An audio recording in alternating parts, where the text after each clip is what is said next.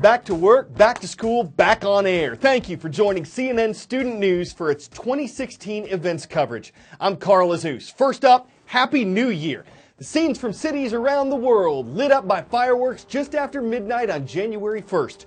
2016 is a leap year. That means it has 366 days in it, the extra one being on February 29th. So folks born on that date in a leap year will get to celebrate their birthdays on their actual birth date. 2016 is also an election year in the U.S. President Obama has reached the two-term limit, so American voters will be choosing a new leader in November.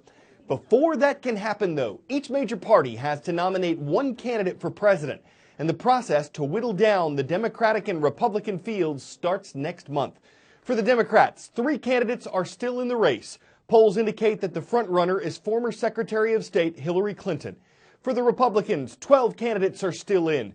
Polls indicate that the frontrunner is businessman Donald Trump. 2 GOP candidates dropped out of the race over the Christmas break. On December 21st, Senator Lindsey Graham of South Carolina announced the end of his run for president. And on December 29th, former New York Governor George Pataki suspended his campaign. President Obama will give his final State of the Union address in just a few days. Could his agenda motivate Republicans or divide the Dems? Then there are more debates dotting the calendar. January alone will see 3 more face-to-face confrontations. February 1st is the critical day, the Iowa caucuses. This is the big potato. The winners and losers from Iowa will face each other again for another debate, wedged in just before the next vote in New Hampshire. I appreciate the men and women of New Hampshire. It's great to be in beautiful New Hampshire. A win by an establishment Republican in New Hampshire could set the stage for a South Carolina showdown. The Palmetto State's GOP primary is just days later, February 20th. It's great to be back in South Carolina, a place that believed in me. And don't forget the Nevada caucuses for the GOP just 3 days later. It's exhausting just thinking about it, but no rest for the political weary. 1 week later, the first day of March, Super Tuesday, when no fewer than 13 states will cast their primary votes. So put the pedal to the metal. The race to the White House is full speed ahead. Last night, 8 million people in 16 U.S. states were under a flood warning. It was what remained of a monstrous storm system that struck in late December, stretching from New Mexico to Michigan and sloshing its way east. It brought several powerful tornadoes to Texas, destroying homes and buildings near Dallas. Hailstorms, snowstorms, hundreds of flight cancellations hit the central part of the country, and dozens of people died in the severe conditions brought by this system. For some, the worst of it came well after the storm hit. As floodwaters flowed into rivers, they crested their banks and spilled through communities. The Mississippi flooded and inundated parts of Illinois, and its swollen waters slowly spread out along the Mississippi's southern path. It's not expected to reach its highest point in Memphis, Tennessee until January 9th, in Greenville, Mississippi until January 14th, in Baton Rouge, Louisiana until January 19th. Relief efforts are being made nationwide. CNN's Impact Your World site has a list of organizations that are helping flood-stricken areas. We put a link to that at cnnstudentnews.com. Reporter Dan Simon is in Missouri, where officials say storms and flooding killed 15 people over the past couple weeks. This is what you call a giant debris field. You can see the magnitude of destruction in this community, all these household items that people have collected and have brought over to this community center. Ultimately, this will be taken to a landfill, but in the meantime, you need a place to put all of this stuff. I can tell you that Governor Jay Nixon of Missouri has asked the Obama White House for a federal emergency declaration to speed up the removal process. He says in order really to get Missouri back on its feet, you have to have all of the debris removed and to try to get the cleanup accelerated. So he's hoping that the White House will honor that request. In the meantime, we're going to walk around a little bit. You can see all of the stuff that people have dropped off. You can see mattresses and other household items, and you see a whole bunch of sandbags in the back. Those cannot be reused at all. I want you to listen now to what the governor said just a short time ago. I'm from this part of the state. I mean, and quite frankly, it's almost hard to believe. When you see the levels of where water was, when you're coming over historic highs, I mean, from the beginning of time, we kept records by 4 and 5 feet. I mean, when you're seeing 55 close, when you're seeing a house that's floated, a full house that's floated into the Highway 30 bridge and blowing up, I mean, it's almost as if you're living on some other planet. Fortunately, the floodwaters have receded, so now what you're left with is just the debris. And in reality, this is just a fraction of what you're seeing all throughout the state.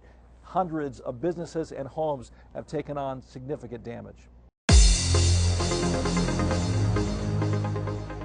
It's our first roll call of the year. Our producers choose these schools from each day's transcript page at cnnstudentnews.com. We're starting in Eastern Austria. Hello to Bundesrealgymnasium und Bundesgymnasium, located in the town of Oberschützen, Austria. Escanaba is a city on Michigan's Upper Peninsula. It's there that the Eskimos are watching at Escanaba High School. And just southeast of Arizona's capital is the city of Chandler. Shout out to the Knights. They're on guard at Arizona College Preparatory. Now we're taking you to a village in rural Georgia where a type of pollution that is strictly prohibited is light pollution.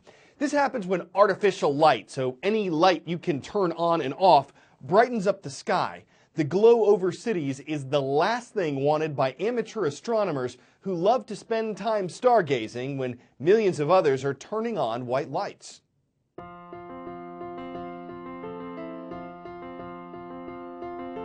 Before we came to Deer Lick Astronomy Village, I lived in a 5-bedroom house in Maryland. Sidewalks and pristine lawns. Down here at Deer Lick Astronomy Village, I'm 11 years old, and I just have to be home in time for dinner, whatever time that is. We have come to a really remote location. We are not quite halfway between Atlanta and Augusta, and so it minimizes the light pollution. When the sun goes down at the village here, you might take the roof off your observatory. It's a roll-off roof. For me, I'm a visual observer, so I'll bring my telescope out of my shed and position it so that I'm prepared when it does get dark that I can do my observing. This is a community where people have bought property and put houses on or just put observatories on to get away from the light pollution. The light pollution is really severe and it makes the sky gray and you can't see things like the Milky Way. No white light is allowed at the Deer Lick Astronomy Village. The whole community is just red lights only, and it preserves the integrity of the observing experience. And I've been planetary imaging for 15 years. People like me and others here will take shots of Jupiter, Mars, Saturn, and we submit those images. The amateur community is very important. We're the backbone of images that get submitted.